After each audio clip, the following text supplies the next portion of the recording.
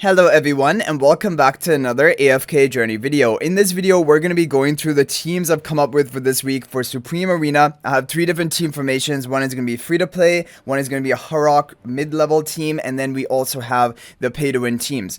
Okay, leading it off with the free to play team. Team number one is going to be a Pandora Shamira combo. We have Ludovic to heal up the Pandora from the beginning of the match to allow her to survive long enough, and we have Nero giving the charms to Shamira, Damon further buffing up the attack of Shamira, and then Grim Executioner to tank for our team. Shamira is going to be the realmost ally apart from Pandora, so she is going to enter the box, and 4 seconds into the match she is going to come out with her attack buff and just be able to obliterate the enemy team.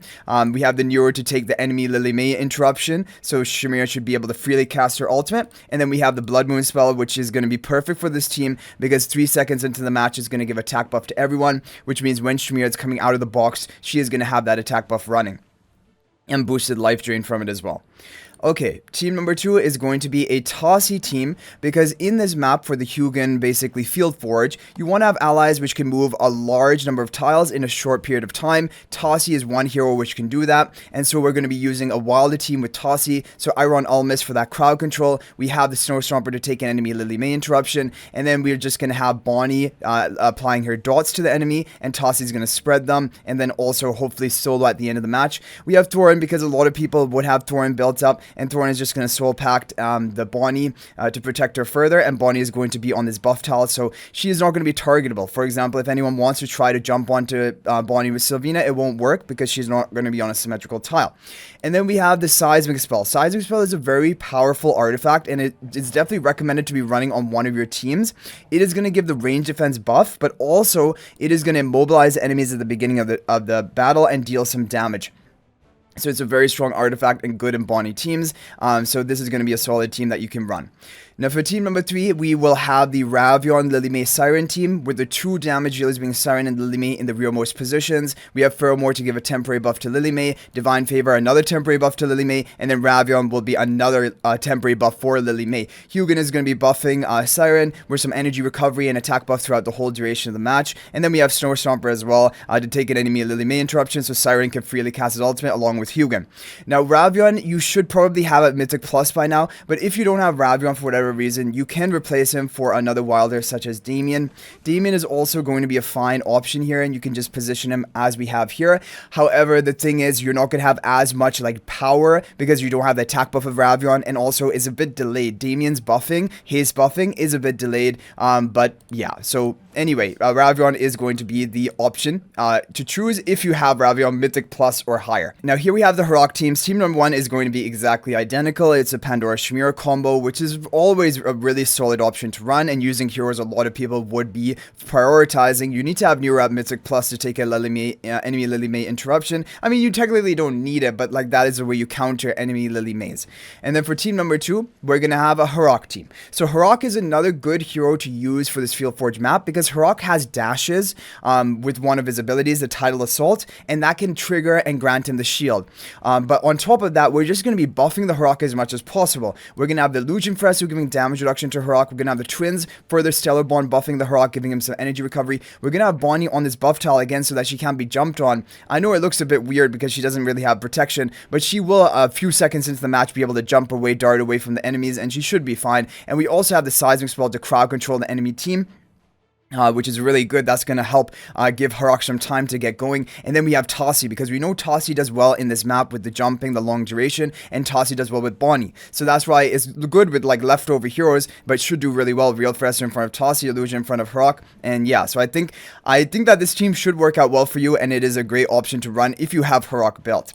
Okay, moving on to team number three, we're going to have the same, almost same team number three. However, rather than Hugin, we're running Theodore to give more energy boosting to Siren. Now, you do not have to run Theodore here. Again, if you don't have Theodore, it's totally fine to just run exactly what we were running in the free-to-play lineup with Hugin in front of Siren. Both are very strong. Both are really good options. But the thing about Theodore is if you have him built to Mythic Plus, plus 10 exclusive equipment, he will give that energy to Siren at the beginning of the match, and we have the Snow Stomper all the way to take an enemy Lily May interruption, so we're going to get a much quicker ultimate off of Siren here. Also going to get the crit boost and then the Dark Moon descending when Siren casts his ultimate, and then we still are going to have the same buffing power for Lily May and Siren. So there's overall going to be probably a bit more of an stronger option if you have Theodore built, so I wanted to include that.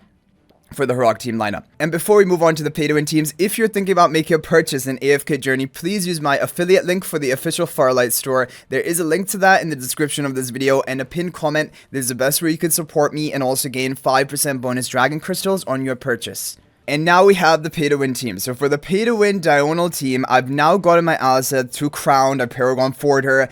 Basically, I decided that Mihira, I'm going to hold off on for a while, and I just want to go all in on Alicent for Dream Realm as well. But anyway, so we're going to use her in this Dionel comp. Alicent is going to further buff up Dionel, give him more protection because you're going to have that immunity to that fatal blow. We already have Ravion who can provide that with the lifesaver shields, and we're just going to be buffing up this Dionel as much as possible. We have the Divine Favor Artifact, we have Leica for those temporary buffs and energy boosting, we also have Ravion for those temporary buffs and then eventually permanent buffs when the objectives are complete. We have Dunlinger to prevent from any other like ultimate based shenanigans, and we're just gonna keep the basically shield onto Dionel so that he can freely cast his ultimate in this match.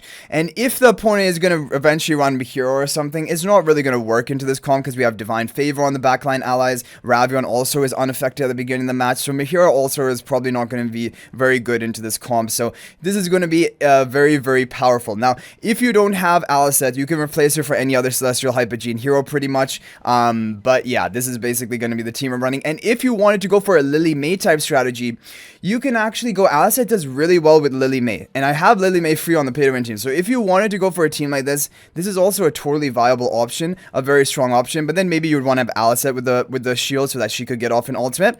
But basically, this is just giving you some examples that you don't have to run Dionel here. Alicent plus Lily May combo is also very, very strong, and you can go for other temporary buffers like Pheromore to buff up Lily May, or yeah, you do not need to run Leica if you don't have Leica built. But anyway, we're gonna be rocking with Dionel, and I'm excited for this team.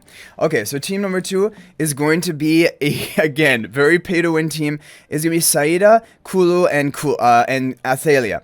Now the thing is, obviously Saida and Athalia have good synergy, but usually I like to run them with Dunlinger, and we don't have Dunlinger free, which is the unfortunate thing. So what I wanted to do in this comp is I have a lot of heroes which can benefit from this Field Forge effect. So Igor is going to be jumping around the map, and he's probably going to be able to keep re-triggering this ability and getting this shield value for himself and unaffected. Athalia as well, if we put up the Kulu wall, basically Athalia 2 seconds into the match is going to dart towards probably a backline enemy. She's probably going to trigger this and get a shield for herself and unaffected as well. And Kulu as well, like she's going to be in a backline tile. Whenever she needs to for example, apply the center boulder, recreate that, then she's going to jump towards this midsection, and she's probably going to trigger this as well. So that's what I was basically planning with this. A lot of heroes which are going to be jumping around and getting the value of the shield. But then we also have these strollers, Saida and Igor. They're going to stall for a very long time, and Athalia is just going to keep getting value over the whole fight, because as long as you have heroes, 1 or 2 surviving allies, Athalia is going to get so much value off in the fight. And then we have Seismic Spell. That's going to lock down and mobilize the enemy team. Very good for a team like this. It will allow us to begin setting up, hopefully Saida to get off an ultimate fairly early on, and then even Athalia getting back and attacking those rearmost allies before really they're able to do much. So that's why Seismic Spell I think is really good for this team. And Theodora is going to give energy boosting to Saida on this tile. She's going to then start with 950 energy. She just needs 50 more energy, which probably by taking some initial damage, she's probably going to get that energy and just be able to cast her ultimate pretty soon into the fight. And jump into the enemy side. So that was basically the team concept behind this team. Now again, of course, you do not need to run Kulu here. You could run any other Celestial Hypogean hero. Would be fine. You could even go for a Harak type strategy. Honestly, I was thinking of like a Harak type strategy, and I don't even know. This could potentially even be better. I was thinking of a Harak type strategy with the twins, like just having the twins buffing up Athalia and Harak, and I think this could be pretty deadly as well. And just have Harak getting the shield from Saida. This could be pretty deadly, but I just don't know which is the best option. This is just an alternative option that you could definitely try. But I'm centering it around Saida Athalia combo together, and then probably just a third Celestial Hypogean to complete that faction to get the Phantomal. And with the sizing spell, that's basically what you want to try to do for this team. And then for team number 3, we have a Shamira team, which is also a Shamira Pandora team, like I'm running on the free-to-play and even mid Harak level team. However, we're running Callan rather than Ludovic. And the reason for that is Callan's actually going to be better than Ludovic, generally speaking, because Callan is going to provide better protection. The weird thing in this position is, like, this map was, like, not ideal, and so I still wanted to split up the team how I have it here, because I wanted to have, you know, I like to have the team as far apart as possible, if that is at all possible. And we're still gonna have Callan to be protecting the Nero, and then when Shamir comes out of the Pandora box, she is gonna be under the protection of Callan as well with his shielding. So I think this can still be fine. And Pandora and Siren are pretty safe behind the Grim Executioner. It'll be difficult to get at them, and you just want Pandora to survive for those initial 4 seconds. That's really important. And I want to have Pandora charms onto Siren. Now you could try an alternate position, like having Pandora and Siren, everyone within the range of Callan.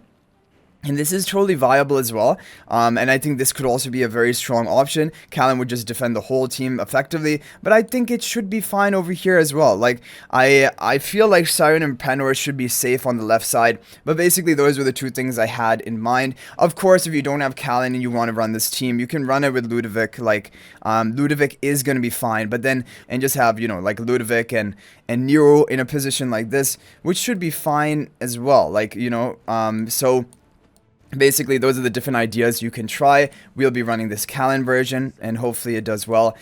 Because Callan also has some additional crowd control when the enemy deals a certain amount of damage to your team. So, like, there's some value to that. Ludovic also has crowd control with his Everboom Field when it contacts an enemy, but Callan stuns the entire enemy team, which is pretty strong. So that's what I'm planning for this week. Hopefully it's helpful. Hopefully these teams work out well for you. And if any major updates happen, then I will let you guys know of my updated teams. But I'm pretty happy with them overall. All 3 different sets of teams I think should be doing well for you and making good use of heroes you probably do have built up. So thanks for watching, guys. That's gonna be it for this one. If you're not already a member of my AFK Journey Discord server, please join that. There is a link to that in the description of this video.